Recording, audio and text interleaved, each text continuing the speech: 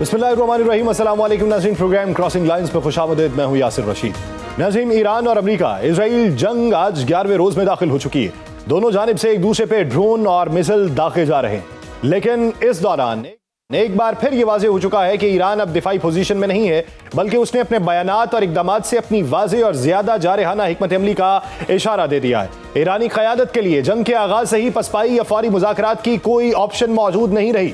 वो एक तवील जंग लड़ने के लिए तैयार है और ईरानी क़यादत बारहा ये कह चुकी कि जंग खत्म करने का फैसला अमेरिका का नहीं बल्कि ईरान का होगा। ईरानी वज़ीर ख़ारजा अब्बास इराक़ची से लेके पासदाराने इनकलाब के रहनुमाओं तक सबका एक ही पैगाम है कि अगर जरूरत पड़ी तो मिसाइल हमले जारी रखे जाएंगे और खित्ते में अगर अमेरिका और उसके इत्तेहादियों ने दबाव बढ़ाया तो ईरान आबनाए हरमुज समेत तवानाई की आलमी सप्लाई को एक ताकतवर हथियार के तौर पे इस्तेमाल कर सकता है और वो ऐसा कर भी रहा है। ईरान की इस हिकमत अमली की वजह से ही ये तनाज़ा अब सिर्फ एक इलाकाई जंग नहीं बल्कि आलमी मईशत और सियासत के लिए एक बड़े इम्तिहान में तब्दील हो चुका है। ईरानी वज़ीर ख़ारजा अब्बास इराक़ची ने दो टोक अल्फाज में कहा कि ईरान में निज़ाम की तब्दीली के लिए अमेरिका और इजराइल के तमाम मंसूबे नाकाम हो चुके। उनके मुताबिक ईरान उस वक्त तक मिसाइल हमले जारी रखेगा जब तक ऐसा करना जरूरी समझा जाएगा। उन्होंने न सिर्फ मुज़ाकरात के इम्कान को मुस्तरद किया बल्कि यह भी कहा कि अमेरिका के साथ ईरान का तजर्बा इंतहाई तल्ख रहा है, चुनाचे इस वक्त सिफारतकारी का कोई ऑप्शन ज़ेरे गौर नहीं। ईरानी मौक़िफ़ के मुताबिक खित्ते में हालिया कशीदगी की बुनियादी वजह अमरीकी और इजरायली हमले हैं। ईरानी वज़ीर ख़ारजा के मुताबिक आबनाए हरमुज़ में पैदा होने वाले खौफ और जहाज रानी में आने वाली मुश्किलात की वजह ईरानी पॉलिसीज़ नहीं बल्कि उसकी वजह वो जंगी माहौल है जो इजराइल और अमरीका ने मिलकर खित्ते में पैदा किया है। अब्बास इराक़ची ने यह भी खबरदार किया कि अगर जंग का दायरा वसी हुआ तो उसके असरात सिर्फ ईरान तक महदूद नहीं रहेंगे बल्कि पूरी दुनिया को उसकी कीमत अदा करना पड़ेगी। ईरानी खारजा ताल्लुकात के स्ट्रेटेजिक काउंसिल के सरबराह कमाल खराजी ने भी सिफारतकारी के इम्कानात को गैर मामूली तौर पर महदूद करार दिया है। उन्होंने कहा है कि अमरीकी सदर पर मजीद एतमाद करना मुमकिन नहीं रहा क्योंकि उन्होंने अपने वादों को पूरा नहीं किया और ईरान अब अमरीका के साथ तवील जंग लड़ने के लिए तैयार है। ईरानी क़यादत के हालिया बयानात इसलिए भी गैर मामूली अहमियत इख्तियार कर चुके हैं क्योंकि अमेरिका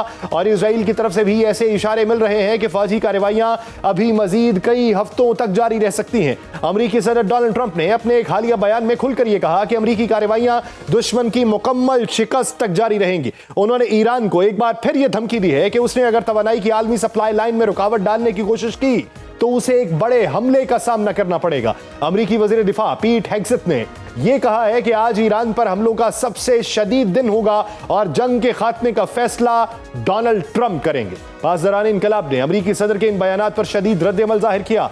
पासदारान इनकलाब के तर्जुमान अली मोहम्मद नाइनी ने खबरदार किया है कि अगर अमेरिकी और इजरायली हमले जारी रहे तो तेहरान खित्ते से तेल की बरामदात को मुकम्मल तौर पर रोकने की सलाहियत रखता है। आबनाए हरमुज़ की अहमियत इस हकीकत से वाज़ेह होती है कि दुनिया के तकरीबन 20% खाम तेल की तरसील इसी तंग समुद्री रास्ते से होती है। मौजूदा कशीदगी के बायस समुद्री आमदरफ्त में कमी आई और आलमी मंडी में तेल की कीमतों में नुमाया उतार चढ़ाव देखने में आया, जिसके बायस आलमी मंडी में तशवीश की लहर पैदा हुई और तेल की कीमतें गैर मुस्तहकम हो गई। ईरानी पासदारान इनकलाब ने खबरदार किया कि जो भी अरब या यूरोपीय मुल्क अमेरिका और इजराइल के सफरा को मुल्क बदर करेगा उसे आबनाए हरमुज़ से गुजरने की मुकम्मल आज़ादी हासिल होगी। ईरान ने यह भी कहा है कि अमेरिका और इजराइल ने अगर ईरान पे हमले जारी रखे तो ईरान खित्ते से 1 लीटर तेल भी नहीं गुजरने देगा।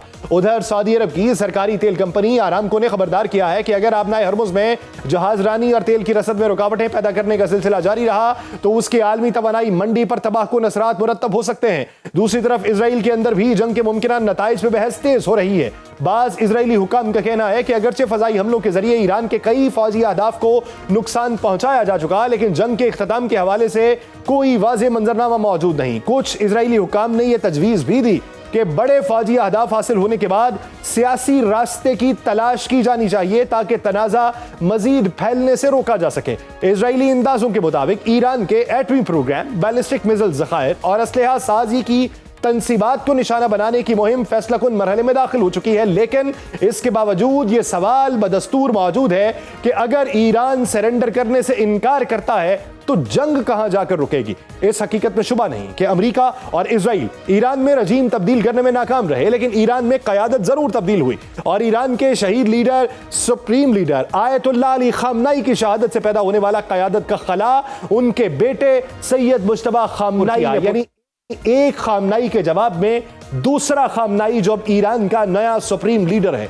यह तब्दीली एक ऐसे वक्त में हुई जब ईरान अपनी जदीद तारीख के सबसे शदीद बहरान का सामना कर रहा है। सुप्रीम लीडर सैयद मुश्तबा खामनाई के लिए इस वक्त में सबसे बड़ा चैलेंज जारी जंग में एक फाल कायदाना किरदार अदा करना है। एक तरफ उन्हें अमेरिका और इजराइल के हमलों का जवाब देना है, तो दूसरी तरफ इस बात को भी यकीनी बनाना है कि यह जंग ईरान की मुकम्मल तबाही पर खत्म ना हो। उनके लिए चैलेंजेस सिर्फ अस्करी नौइयत के नहीं, मुआशी भी हैं, क्योंकि जंग और पाबंदियों के बायस ईरान की मईशत इस वक्त शदीद दबाव का सामना कर रही है। मशरिक़ वस्ता में जारी हमलों के बायस तवानाई के ढांचे को भी नुकसान पहुंचा और गुज़श्ता हफ्ते के दौरान मुख्तलिफ मकामात पे तेल के डिपो, रिफाइनरीज और फील्ड्स मुतासिर हुए। तेहरान में एक तेल डिपो पर हमले के बाद शहर के ऊपर स्याह धुएं के घने बादल छा गए। माहिरीन के मुताबिक जब तेल मुकम्मल तौर पर नहीं जलता तो ऑक्सीजन की कमी के बायस कार्बन मोनोऑक्साइड, स्याह जर्रात और सल्फर डाइऑक्साइड जैसे खतरनाक मादे फजा में शामिल हो जाते हैं, जो इंसानी सेहत के लिए मुज़र होते हैं और कैंसर समेत मुख्तलिफ जानलेवा बीमारियों की वजह बन सकते हैं। दूसरी जानिब ईरान मुसलसल ये पैगाम दे रहा है कि उसके पास अभी भी कई सरप्राइज मौजूद हैं, लेकिन अमेरिका और इजराइल अब जल्द अज जल्द मुकम्मल फतह हासिल करने के दावे कर रहे हैं। इसी कशमकश के दरमियान सवाल बुनियादी अहमियत इख्तियार करता है कि क्या ये जंग चंद हफ्तों में खत्म हो जाएगी या फिर ये महीनों तक जारी रहने वाली एक तवील और खतरनाक महाजराई में तब्दील हो जाएगी। इस सवाल का वाज़ेह जवाब शायद किसी के पास नहीं, लेकिन एक बात यकीनी है कि मशरिक़ वस्ता की ये जंग अब सिर्फ मैदान जंग तक महदूद नहीं, बल्कि इसके असरात आलमी सियासत, मईशत और तवानाई की आलमी सप्लाई तक फैल चुके हैं। ये जंग अब 11वें रोज में दाखिल हुई और इस दौरान फजाई हमलों, मिसाइल्स और ड्रोन्स की एक ऐसी लहर देखी जा रही है जिसके असरात ईरान से निकल के लबनान, खलीजी ममालिक, तुर्किया और यूरोप तक महसूस किए जा रहे हैं। तेहरान में मंगल की सुबह होने वाले ताज़ा हमलों के बारे में मकामी लोगों का कहना है कि शहर के मुख्तलिफ हिस्सों में शदीद धमाके हुए। ईरानी सरकारी नशरियाती इदारे के मुताबिक मशरकी तेहरान में एक सनती मरकज और उसके करीब वाक़े रिहायशी इमारतों को निशाना बनाया गया और ईरान के शहरों कर्ज और तब्रेज में भी फजाई हमले हुए। ईरान और इसराइल के दरमियान बराह रास्त मिसाइल हमलों का सिलसिला भी जारी है।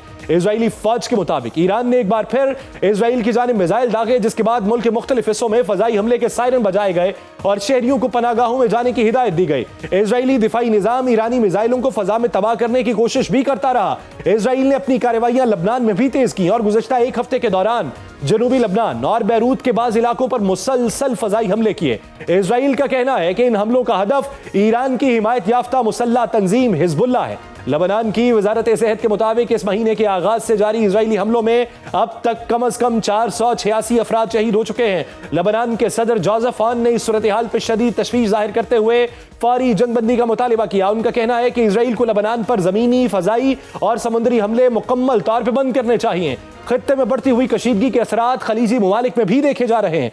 कतर की वजारत दिफा के मुताबिक ईरान की जानिब से दारुल हुकूमत दोहा की समत 17 बैलिस्टिक मिसाइल और 6 ड्रोन दागे गए, लेकिन कतरी फजाई दिफाई निजाम ने तमाम हमलों को नाकाम बनाया और कोई जानी नुकसान नहीं हुआ। यूएई ने भी इसी तरह के हमलों का सामना करने का दावा किया। अमाराती वजारत दिफा के मुताबिक मुल्क भर 15 बैलिस्टिक मिसाइल और 18 ड्रोन हमले किए गए, जिनमें से 12 मिसाइल और 17 ड्रोन मार गिराए गए, जबकि बाकी समंदर में जा गिरे। मुत्तहिदा अरब अमारात के हुकाम का कहना है कि हमलों के आगाज से अब तक 253 बैलिस्टिक मिसाइल, 8 क्रूज मिसाइल और 1440 ड्रोन्स दागे जाने का सुराग लगाया जा चुका है, जिनमें 4 अफराद हलाक और 117 अफराद जख्मी हुए, जिनका ताल्लुक मुख्तलिफ ममालिक से था। बहरान की वजारत दाखिला ने यह दावा किया कि ईरानी हमले में दारुल हुकूमत मनामा की एक रिहायशी इमारत को निशाना बनाया गया, जिसके नतीजे में एक शख्स मारा गया, कई जख्मी हुए। लेकिन ईरान ने इस इल्जाम को मुस्तरद करते हुए कहा कि वो रिहायशी इलाकों को निशाना नहीं बना रहा, बल्कि सिर्फ अमरीकी फौजी अड्डों और उन मकामात को हदफ बना रहा है जहां अमरीकी अफवाज मौजूद हैं। सऊदी अरब के शिमाली शहर अल जुल्फी में भी एक ड्रोन गिरने की इत्तला है। इन हालात ने तुर्किया को भी दिफाई इक़दामात करने पर मजबूर किया। तुर्किया की वजारत दिफा के मुताबिक मुल्क के जनूब मशरकी सूबे मलातिया में अमरीकी साख्ता पैट्रियट फजाई दिफाई निजाम तैनात कर दिया गया, ताकि ईरानी मिसाइल हमलों के मुमकिन खतरे के पेश नजर फजाई दिफा को मजबूत बनाया जा सके। मलातिया ही में नेटो का कॉरिडेक रेडार बेस वाक़े है, जिसे कॉर्जेक रेडार भी कहते हैं, जो इत्तेहादी ममालिक को मिसाइलों के बारे में अहम मालूमात फराहम करता है।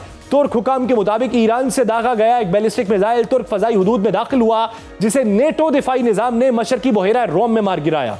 तुर्किया ने खबरदार किया कि ऐसे तमाम इकदाम से गुरेज किया जाए जो खित्ते के इस्तेहकाम को खतरे में डालें।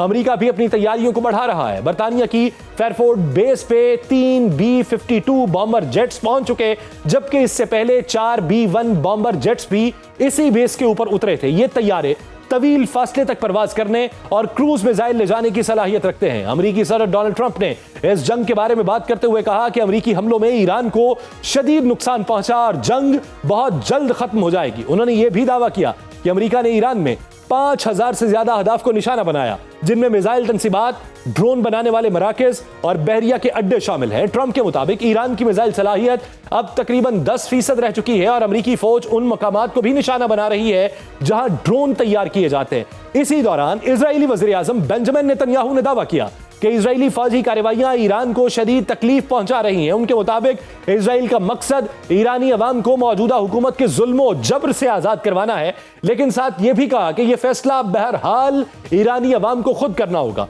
दूसरी तरफ ईरान का मौक़िफ़ है कि वह खित्ते के ममालिक के साथ जंग नहीं चाहता और सिर्फ उन अहदाफ को निशाना बना रहा है जहां अमरीकी फौजी अड्डे मौजूद हैं या ईरान के खिलाफ कार्रवाइयां हो रही हैं। इस वक्त खित्ते की सूरत हाल यह है कि एक तरफ फजाई हमले हैं, दूसरी तरफ मिसाइल दिफाई निजाम मुसलसल मुतहर्रिक है, तीसरी तरफ सिफारती बयानात का सिलसिला जारी है। लेकिन इस सारी कशमकश के दरमियान एक हकीकत खुल के वाज़ेह हुई है कि इस जंग की गूंज सिर्फ मैदान जंग तक महदूद नहीं रही, बल्कि पूरे खित्ते की सियासत, मईशत और सलामती को मुतासिर कर रही है।